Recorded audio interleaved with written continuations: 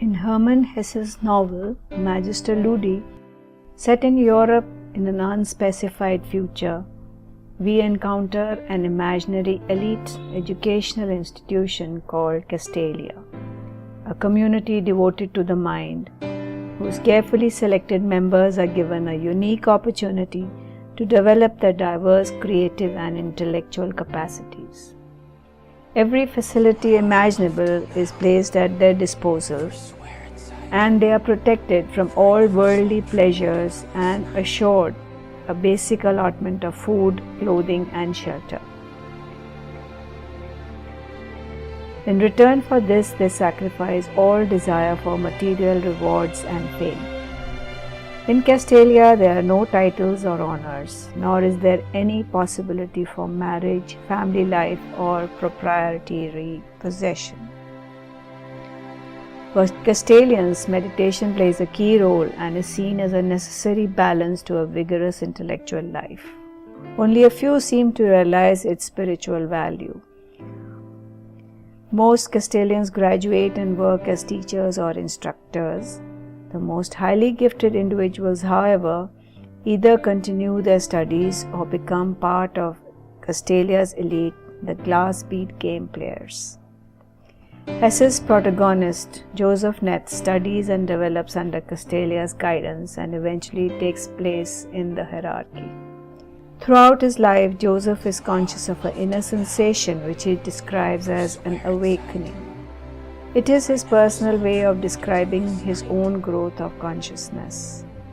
He allows it to influence his life and studies. Throughout his lifelong process of awakening, Joseph comes into contact with many teachers. None influences him as profoundly as his beloved music master. Through his contact with the music master, Joseph experiences his first awakening and its transforming power in his life. As he develops, Joseph finds himself drawn more and more to the glass bead game. Although never clearly described, the reader comes to understand it is a kind of an imaginative intellectual play in which contraries are first explored as contraries, then recognized as integral elements of a greater unity. On a deeper level, the music master explains the game is really a vehicle whereby the individual may discover perfection in himself and out of that discovery lead a more perfect outer life. The glass bead game is essentially a kind of mental synthesis of the spiritual values of all ages and cultures.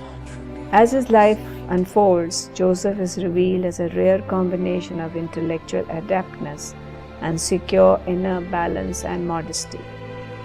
The Castelian hierarchy recognizes his capacities and he is selected as Magister Ludi, master of the glass bead game. Hesse's work stands as a luminous testimony to the essence of true educational process as it is experienced by both teacher and pupil. As a novelist, Hesse often postulated the possibility of a spiritual kingdom towards which his heroes strive. In several essays, he sought a new morality that would transcend the traditional dichotomy between good and evil and embrace all extremes of life in one unified vision.